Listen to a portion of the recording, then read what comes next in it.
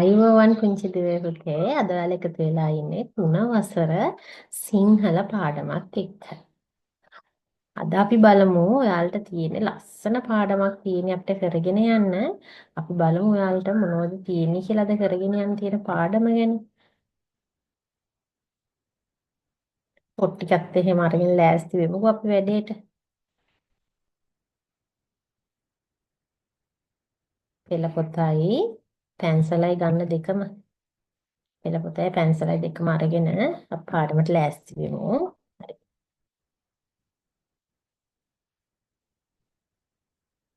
අපිට තියෙන පාඩම තමයි කොරවක් පැටික්කිට අකුරු කියවපු දා. හරිද? කොරවක් පැටික්කිට අකුරු කියවපු දා කියන පාඩම තමයි අද අපිට කරගෙන යන්න තියෙන්නේ. කොමත් කරට්ටක ලොකු කැලෑ රොදක කොරවක්කෝ කියලා කුරුල්ලෝ හංසු. කුරුල්ලෝ කට්ටියක් හිටියා. කවුද හිටියේ?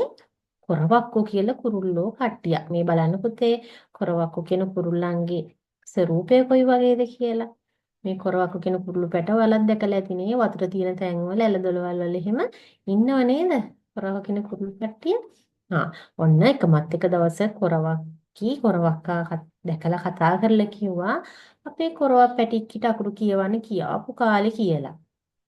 කොරවක්ක කන්දක් උඩක කැන්ද ගහක අත්තකට නැගලා කුවා කුවා කියලා කෑ ගහලා කිව්වා අනිත් කුරුල්ලන්ට කරුණා කරලා අකුරු කියවන්න නැකතට කවුරුත් එන්න කියලා. මේ තියෙන කැන්ද ගහ කන්දක් උඩ කැන්ද ගහකට නැගලා කුවා කුවා කියලා ඒ කට්ටියම දැන් එන්න අපේ පැටියට අකුරු කියවන්න යන්නේ කරුණා කරලා අකුරු කියන්න නැකතට කවුරුත් එන්න කියලා ඔන්න හයියෙන් කොමින් චූටි කරවක් පැටික් කෙනේ එයාගේ අම්ම ළඟට වෙලා ඉන්නවා තාත්තේ පණිවිඩය කියන.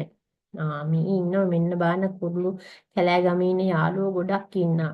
ඔයාලා අඳුරන කට්ටියක් ඉන්නවනේ බකමූණ ඉන්නවා කොක්කා ඇටි කුකුලා කොක්කා මිමි වලි කුකුලා නේ එතන ඉන්නේ වලි කුකුලා කාක්කා කෑදැත්තෝ කවුඩ කෙවිඩිය ගොඩාක් කට්ටිය ඉන්නවා. අකුරු කියවන්න නැකතට කැලෑ ඔක්කොම කුරුල්ලෝ කවුඩු පණික්කියෝයි කාක්කෝයි කැස්සටෝයි කෑදැත්තෝ කිරුල්ලු ඇටි කුකුල්ලු වලි කුකුල්ලුයි ඔක්කොම කට්ටිය ආවා. දැක්කේ නැද්ද කෙවිලිය? අකුරු කියවන්න කීවේ බකමූණාට. බකමූණා කරවක් පැටික්කියට කතා කරලා කීවා මුලින්ම කයන්න කියවමු කියලා. කයනු කී කයන්නට ඇලපිල්ල ලියාලුයෙන් කායන්නේ කියලා බකමූණා කවුරුත් කියන ආකාරයට කීවා. පොරවක් පැටිච්ච හැබැයි ටිකක් අකීකරුයි කිය එකක් අහන්නේ නැහැ. පුංචි නේද? පුංචි ඔයාලත් සමහරක් වෙලාවට ඒ වගේනේ. කොරවා පැටික ටිකක් අකීකුණු හින්දා කට ඇරලා කෑ ගහලා කිව්වා කුවා කුවා කියලා. කොරවක්කන්ට මේ තාක්කල් අකුරු කියවන්න බැරි කාරණේ ඕක. දැන් මොකක්ද උනේ? බකමූණා කියලා කොරවක් පැටික්කිට කතා කරලා කිව්වා අපි දැන් මෙන්න මෙහෙම අකුරු කයන්නට කියන්න දාලා කියන්න ඇලපිල්ලියාලුගෙන් කායන්න කියලා. දැන් ඔන්න එහෙම කියාගෙන ගියා. නමුත් කොරවක් පැටික්ක කවුරු කියන අහන කෙනෙක් නෙමෙයිනේ. කොරවක් පැටික්ක මොකද කරේ? එයා පුරුදු විදියටම කුවා කුවා කියලා ගැහුවා. ඊට පස්සේ එයාට ඉතින් කවදාවත් අකුරු කියව ගන්න බැරි වුණා. මේක උපුටා ගත්ත ජේ.බී. දිසානායකගේ අකුරු මිහිර 3 කියන පොතෙන් මේක හරි ලස්සන පොතක්. මේ වගේ පොත් තව ගොඩාක් තියෙනවා. ඒ කට්ටියට කියවන්න පුළුවන් ලස්සන ළමා කතා, ළමා චිත්‍රපොත් ඒව හොයාගෙන කියවන්න ඕනේ පුංචි කට්ටිය. දැන් මේකේ මේ බලන්න මේ ඉන්නේ කවුද පොරවක් තාත්තා කියලා කියමු අපිනේ. මෙතන කොරවක් පැටික්කේ කොරවක් අම්මයි බකමුන්නයි. පොරව පැටික් නේ hina වෙවි කවා කී කී ඉන්නව නේද? ඉතින් බකමුණු උත්සාහ ගන්නවා යට අකුරු කියවන්න. නමුත් පොරව පැටික් එක හිම කියන්නේ නැහැ. මේ කතාවෙන් ගන්න තියෙන ආදර්ශය තමයි පුතේ පුංචි කට්ටිය අපි වැඩිහිටියන්ගේ අවවාද අනුශාසනාවලට අහුම්කම් දෙන්න ඕන නේද? ඒක තමයි තියෙන්නේ. හරි. දැන් අපි මේ පාඩමේ කරගෙන යන්න තියෙනවා එකට පිල්ලම් ඉගෙනගෙන තියෙන පුංචි පන්තිවලදී නේ පිල්ලම් ඉගෙනගෙන තියෙන මේ පිල්ලම් 1 2 වසරේදී ඉගෙන ගත්ත ටිකට අමතරව දැන් තව තියෙනවා පිල්ලම් වලට ඔක්කොම 19ක් තියෙනවා ඉගෙන ගන්න. පිල්ලම් කීයක් තියෙනවද? 19ක් තියෙනවා ඉගෙන ගන්න. ඒ පිල්ලම් 19ම හොඳින් ඉගෙන ගන්න ඕනේ. දැන් අපිට මේකයි කරගෙන යන්න තියෙන්නේ. දැන් පළවෙනි තියෙන ඇලපිල්ලනේ. මේ ඇලපිල්ල යොදා අපි බලමු මේ කොරවක් පැටිකී කියන පාඩමේ ඇතුලේ ඇලපිල්ලෙන් නියෝජන ස්වරය ආනේ. උදාහරණය කයන්නට ඇලපිලි දැම්මම කායන්න. නයන්නට ඇලපිලි දැම්මම නායන්න. මයන්නට මායන්න. එහෙමනේ යන්නේ. ඒ විදිහට දැන් අපි බලමු මේකෙත් ගොඩක් උඩට යන්නේ නැතුව මේ හරින් බලමු. ඇලපිල්ල තියෙන වචන ටිකක් දැන් පුතාලා මාත් එක්කම බලන්න පැන්සල අරගෙන මේ පොතේ රවුම් කරගන්න. මේ බලන්න මොනවද තියෙන වචන. මම ලස්සන පාටකින් ඒකට ඔයාලා කැමති කහ පාටින් ගමු අපි. පාටින් ගමු. සොරේ. හොඳේ. කයන්නට කා, ලයන්නට ලා. ඒ වගේ මෙතන ගහලා කීවා. එනවද? නැලපිල්ල තියනවා නේද පුතේ? ඉතින් නැලපිල්ලෙන් වචන ඇලපිල්ලෙන් අවසන් වෙලා තියෙනවා නේ. ඇරලා නේ. ඒ වගේ කයන්න ඇලපිල්ල වලට කා. ටීචර් ගතිය.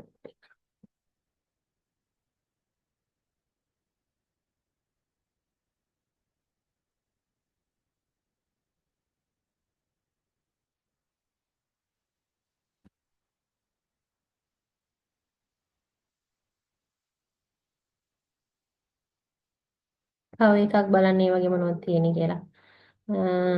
මේ වගේ වචන ගොඩක් තියනානේ ඇලපිල්ලෙන්. කීවා නේද? කීවා වා යන්න කියලා ලා යන්න. වා ලා හා නා මේ තියෙන වචන ගොඩාක් තියෙනවා ඇලපිල්ල ඉදිච්ච වචන නේද? අකුරු ආස්වරයෙන් අවසන් වෙලා තියෙනවා. ওই කට්ටිය ඒ ටික කරගන්නට ඕන පැන්සල. ඊළඟට මොනවද තියෙන්නේ? කෙටි ඇදපිල්ල. කෙටි ඇදපිල්ලෙන් කියන්නේ ඈස්වරේ තමයි නියෝජනය වෙන්නේ. එතකොට කයන්නට කෑ යන්න, නයන්නට නෑ යන්න, මයන්නට මෑ යන්න, පයන්නට පෑ යන්න. ඒ විදිහට තමයි මේ ටික නියෝජනය වෙවි යන්නේ. දික්කද පිල්ල. දික්කද පිල්ල කියලා කියන්නේ ඈස්වරය. කයන්නට කෑ යන්න, මයන්නට මෑ යන්න. කෙටි ඉස්පිල්ල ඊ. කයන්නට කී යන්න, නයන්නට නී යන්න, ලයන්නට ලී යන්න. කෙටි කොම්පා පිල්ල කෙටි වක් පාපිල්ල සහ කෙටි ඇද පාපිල්ල. දැන් ඔන්න මෙන්න මෙතන තමයි පොඩ්ඩක් අඳුන ගන්න එකක් තියෙන්නේ. මොකක්ද දන්නවද? පාපිලි ಜಾති තුනක් තියෙනවා පුතේ. මේ බලන්න. කෙටි කොම් පාපිල්ල, කෙටි වක් පාපිල්ල, කෙටි ඇද පාපිල්ල කියලා. මේ පාපිලි ಜಾති තුනම වලට කියනකොට ටිකක් ලේසි වගේ තියෙනවා මේ උච්චාරණේ එකක් හින්දා නේද? ඉතින් නියෝජන උච්චාරණේ එකයි තියෙන්නේ මේකේ. උයන්න උච්චාරණේ තමයි තියෙන්නේ. හරිද? නමුත් මෙතන පිල්ලමත් එක්ක යනකොට වචනේ ගොඩක් වෙනස් වෙනවා. පිල්ලමත් එක්ක යනකොට දැන් කයන්නට පිලා යන්නට කෙටි කොම්පා පිල්ල දැම්මහම ලුයන්න වෙනවා. කයන්නට පුළුවන් ද කෙටි කොම්පා පිල්ල දාන්න? දාන්න බෑ. එතකොට කුයන්න කියලා ලියන්න බෑ අපිට. නේද? කුයන්න කියලා ලියන්න ඕන නම් මෙන්න මේ කෙටි වක් පාපිල්ලයි එන්න ඕන. කෙටි ඇද පාපිල්ල රයන්නට රුයන්න. අපි ගත්තොත් උදාහරණ කෙටි කොම්පා පිල්ලෙන් වචනයක් කියනවා පුටුව. කෙටි ඇද වක් පාපිල්ලෙන් කුඩය. කෙටි ඇද පාපිලේ රුවල.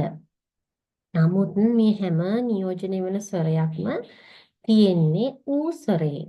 එකම ස්වරයෙන් නියෝජනය වෙන්නේ නමුත් පිල්ලන් ටික වෙනස්. ඊට කෙටි කොම් පාපිල්ල නෑ දික් කොම් පාපිල්ල දික් වක් පාපිල්ල හා දික් ඇද පාපිල්ල. ওই විදිහට තමයි තියෙන්නේ. කොම්බුව සහිත හල් කිරීම කොම්බුව සහිත ඇලපිල්ල කොම්බුව ඇලපිල්ල සහිත හල් කිරීමේ ලකුණ ගැට ඇලපිලි දෙක කොම්බු දෙක කොම්බුව සහ ගායන කිත්ත. ওই ටික තමයි පුතේ අපිට තියෙන්නේ. ඔයාලා කරන්න ඕන. අපි කරමු මේක. මේ වචන ටික හොයලා පෙළපොතේ අපි ඒ ටික රවුම් කරලා අපි ඒ ටික කරගෙන යමු. අසල්ලිමේ වචන වලට එතකොට ඉදිරියේදී ලේසි වෙනවා. හරිද? දැන් මට අද තියෙන්නේ කරගෙන යන්න තුන ශ්‍රේණියට අදාළ විරාම ලකුණු ටික තමයි කරගෙන යන්නට තියෙන්නේ. නැවතීමේ තිත ප්‍රශ්නාර්ථ ලකුණ කොමාව යුගලුඩු කොමාව කියන තුන තමයි කරගෙන යන්නට තියෙන්නේ. බලමු නැවතීමේ තිත. නැවතීමේ තිතක් කියන්නේ වාක්‍යයක් අවසානයේ නැවතීමේ තිත තබයි. එමගින් වාක්‍ය අවසාන බව ප්‍රකාශ වේ. කවිඳු යහළුවන් සමගින් සෙල්ලම් කරමින් සිටියා. අපි හැමෝම ආසාවෙන් ගීතේ රස වින්දා. මෙතනින් එහාට මේ වාක්‍ය ගමන් කරන්නේ නෑනේ පුතේ. මේ වාක්‍ය එතනින් අවසానයි. එතකොට වාක්‍ය අවසානයේදී තමයි නැවතීමේ තිත යොදන්නේ. බලමු අපි දැන් මේ ඡේදය තියෙන්නේ අපි සිංහල පොතෙන් පුටාගත්තම ඡේදයක් තියෙන්නේ. බලමු මේ ඡේදය කියවලා මම කෝෂය ඇතුලේ සති දෙකක් විතර හිටියා. ඒ අතරේ මගේ ඇඟ ටිකෙන් ටික වෙනස් වුණා. දවසක් මම කෝෂයෙන් එළියට ආවා. මම අලුත් වෙලා මගේ ඇඟම වෙනස් වෙලා මට හිතා ගන්න බෑ. පාට පාට අත්තටු දෙකක් ඇවිල්ලා හරි පුදුමයි.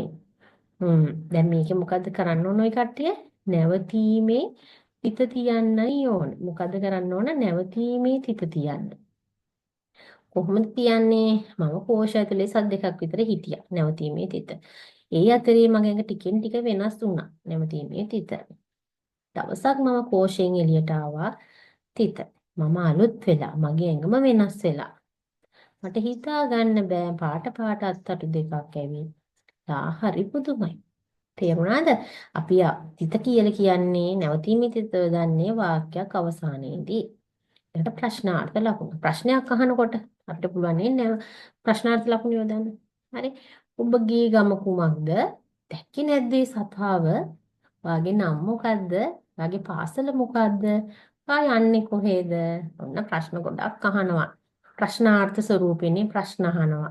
ඉතින් ප්‍රශ්න අහනකොට ලියනකොට ප්‍රශ්නයක් අහනකොට ලියුවහම පොතක ප්‍රශ්නයක් විදියට ඇසුවොත් ඒක ආවකට මොකද යම්කිසි දී ඇති වාක්‍යයකින් අසන්නේ ප්‍රශ්නයක් නම් එම වාක්‍යයකට ප්‍රශ්නාර්ථ ලකුණු යොදයි. ඔබගේ ගම කුමක්ද? ප්‍රශ්නාර්ථ ලකුණ. දැක්කේ නැද්ද ඒ සතාව? ප්‍රශ්නාර්ථ ලකුණ. අපි බලමු මේ ඡේදයේ මොකද කරන්න තියෙන්නේ කියලා. අපි පොල් ගහ හදන සෙල්ලම කරමුද? ඒක හොඳයි. සීයේ පොල් ගෙඩියක් හදා ගන්නද? සීයේ පොල් එලි ගහන්නද? සීයේ පොල් බිඳින්නද? සීයේ පොල් වතුර බොන්නද? සීයගෙන් ප්‍රශ්න ගොඩක් අහනව නේද? හැම තැනටම මොකද එන්නේ? මේ හැම තැනටම එන්නේ ප්‍රශ්නාර්ථ ලකුණ පුතේ. සෙල්ලම් කරමුද? කඩා ගන්නද? ලෙඩි ගහන්නද?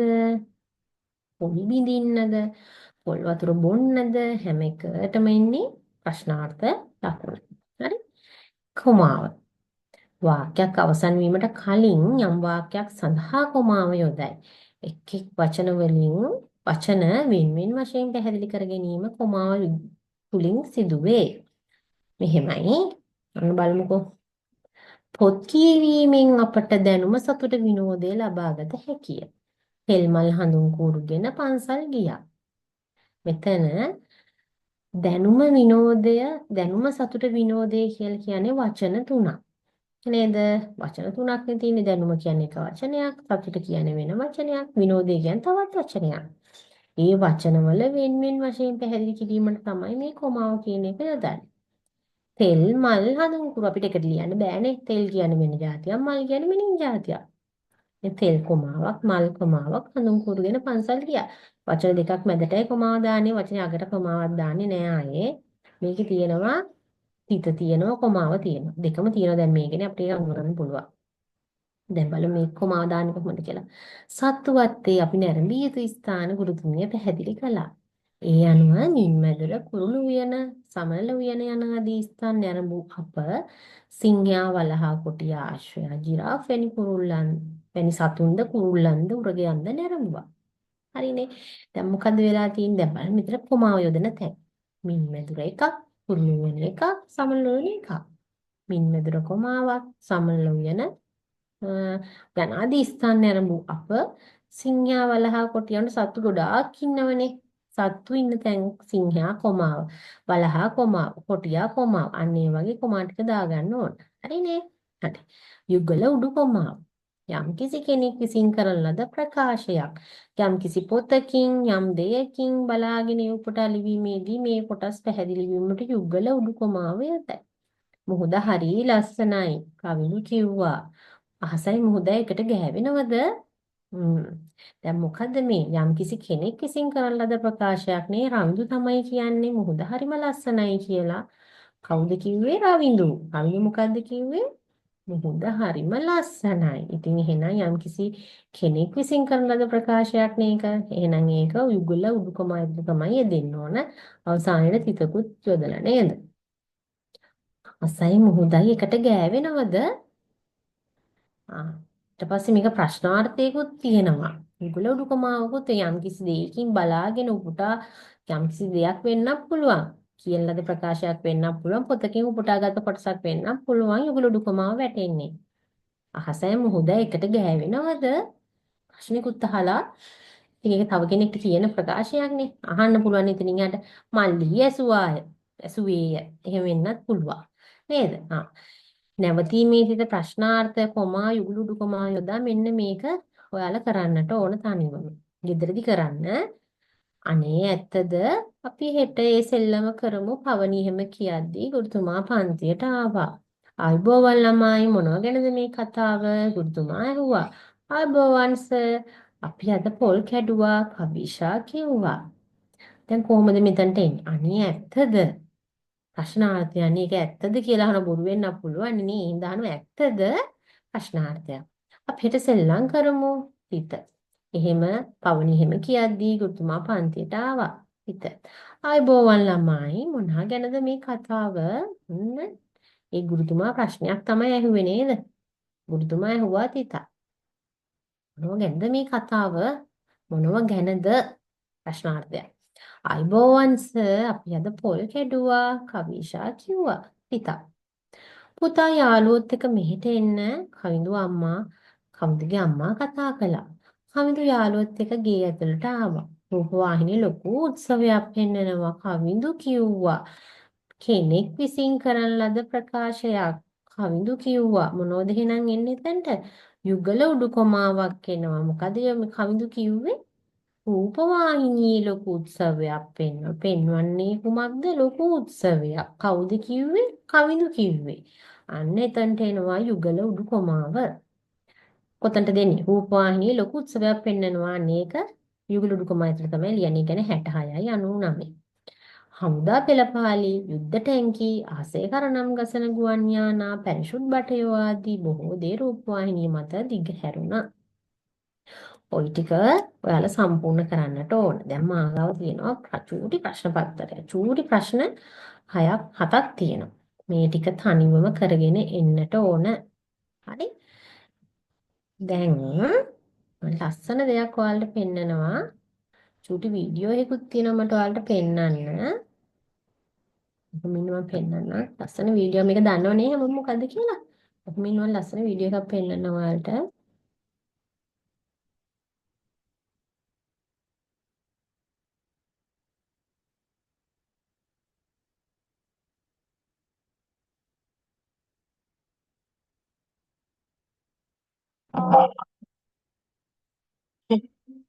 බලන්න මොකද්ද කියලා.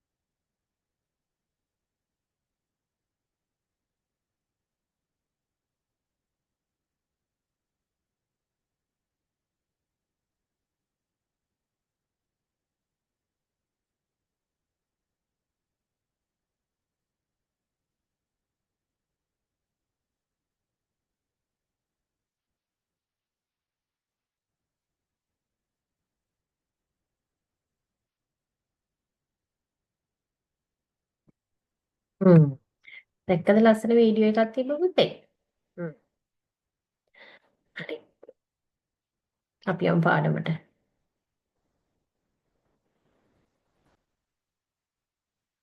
ඇතුළට යමු.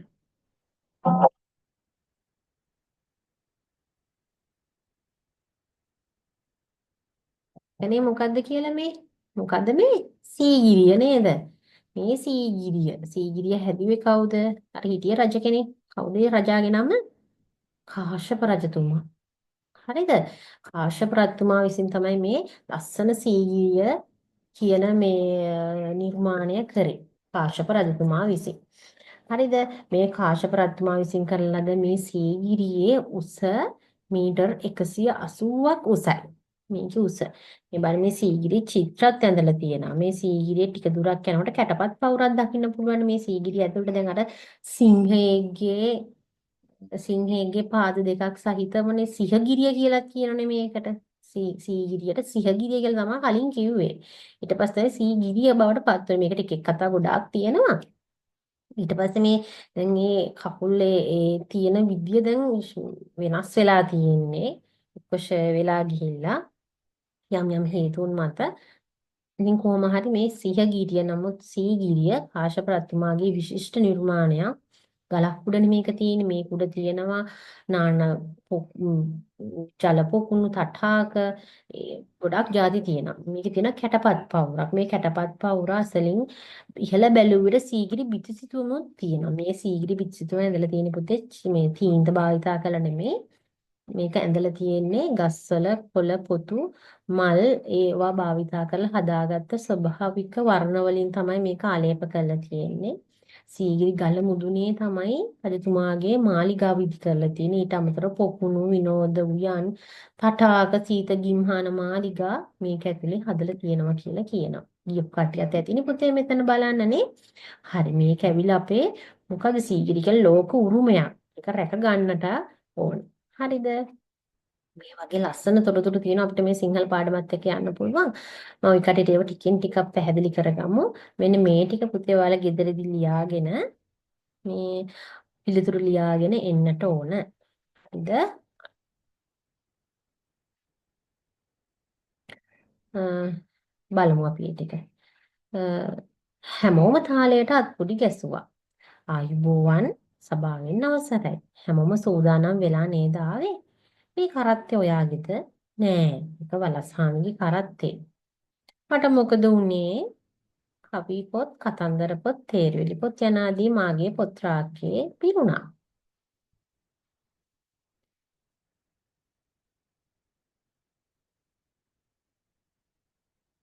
හරි පුතේ, අදට අපි මේ පාඩම මෙතනින් අවසන් කරමු. ඒ කට්ටිය මේ ගෙදරදී මේ වැඩේ කරගෙන එන්න.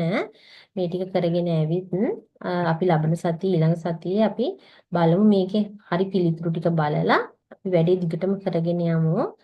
හරි පුතේ, අදට පන්තිය නවත්තනවා. බුදු සරණයි.